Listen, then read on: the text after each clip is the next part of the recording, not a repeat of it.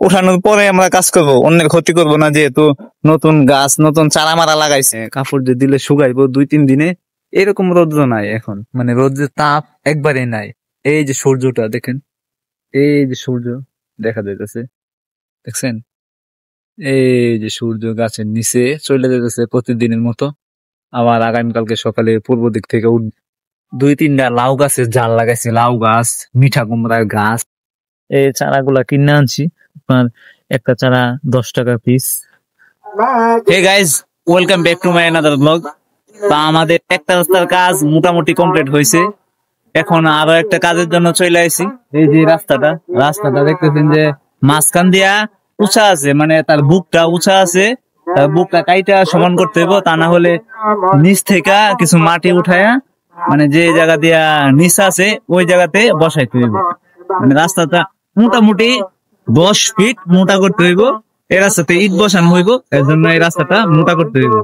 তো অনেক মোটা ছিল যে সময় নতুন মাটি ফালাইছিলাম, এখন তো এটা চিকন হয়ে গেছে, যার কারণে আমরা আবার আইছি আর কি, এটা মেরামতের কাজ চলবো।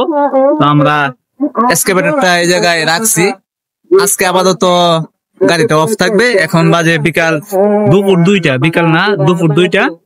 তো এখন আমরা গাড়িটা এই জায়গায় এনে রেখে গেছি।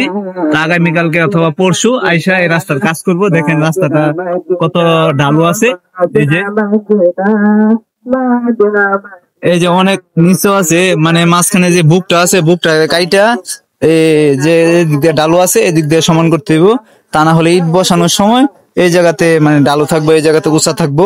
এর জন্য আমরা নিচ থেকে কিছু মাটি আনবো, মাটি আইনা যে বুকগুলা আছে এই বুকগুলা কাইটা নিচেতে মাটি আইনা আমরা এই রাস্তাটা ফিনিশিং দিয়ে সমান করে দিয়ে যাব।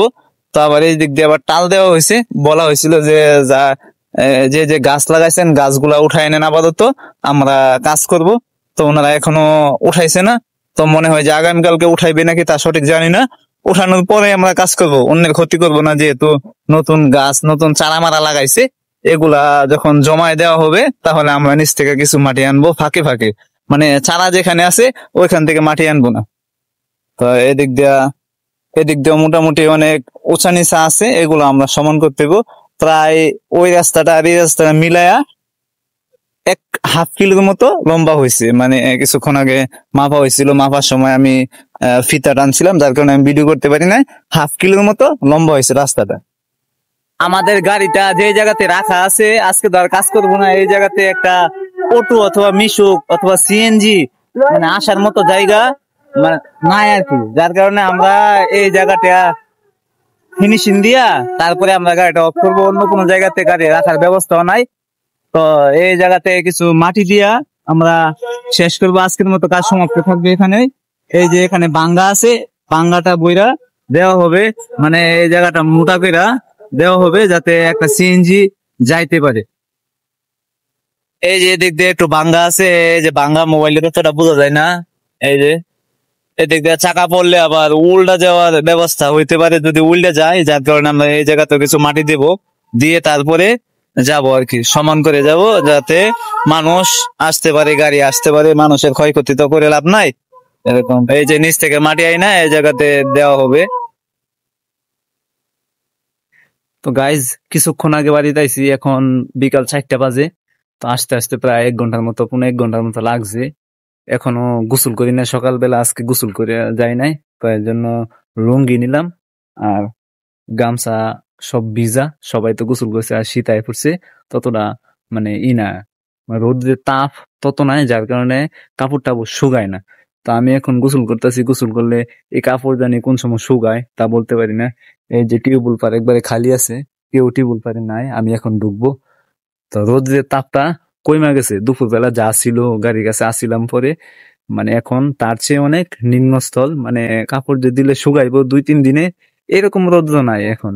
তো আমি আপনাদেরকে দেখাইতেছি কিরকম রৌদ্র আছে, রৌদ্রের তাপ আছে, চলেন।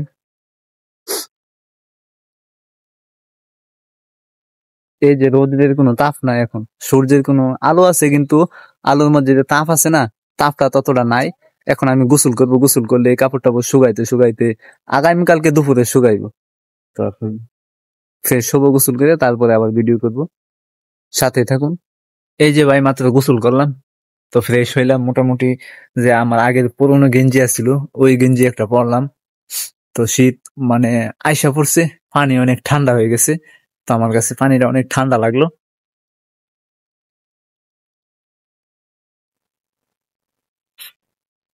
রোদ একবারে নাই দেখাইতেছে আপনাদের, মানে রোদ যে তাপ একবারে নাই। এই যে সূর্যটা দেখেন, এই যে সূর্য দেখা যাইতেছে, দেখছেন? এই যে সূর্য গাছের নিচে চলে যেতেছে প্রতিদিনের মতো, আবার আগামীকালকে সকালে পূর্ব দিক থেকে উঠবে। তো এদিক দিয়ে আবার মানুষ শীতের জন্য শীতের প্রস্তুতি নিতেছে।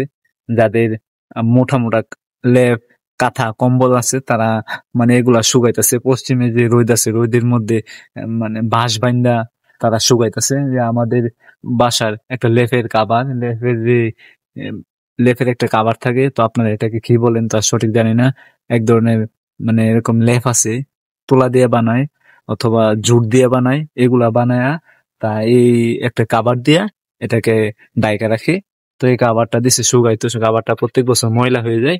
তো কাভারটা শুকানোর জন্য দিছে, মনে হয় যে ধুইয়া শুকানোর জন্য দিছে এটা আমাদের। তো আমাদের মতো আরো অনেক মানুষ শীতের প্রস্তুতি নিতেছে, যে শীতের জামা কাপড় যা আছে না কেন ওইগুলা বাইকরা মানে ধুইয়া তারপরে শুকাইতেছে, যাতে শীতের মধ্যে এগুলা পড়তে পারে। এই যে বেলাটা কত লাল দেখা যাচ্ছে, টুকটুকা লাল। এই যে ক্যামেরা থেকে এরকম দেখা যায় তা সঠিক জানি না, কিন্তু আমার চোখে সুন্দর একটা ভিউ দেখা যাইতেছে। তো কিছুক্ষণ আগে আইছি, গোসল করলাম, পানিটাও খুব ঠান্ডা লাগলো। শীতের পানি, শীতের বিকাল। দুই তিনটা লাউ গাছের জাল লাগাইছে, লাউ গাছ, মিঠা কুমড়ার গাছ, এগুলা গুড়ার মধ্যে এখন পানি দেব, আপনাদেরকে দেখাবো, সাথে থাকুন আমার। আমি পানি আনতে যাচ্ছি টিউবওয়েলে। ছোট একটা বালতি আছে, বালতি দিয়ে পানি নেব। এই যে এক বালতি পানি নিলাম, এক বালতি পানি। এইগুলা পানিকে আমি গাছে গোড়ায় দেব।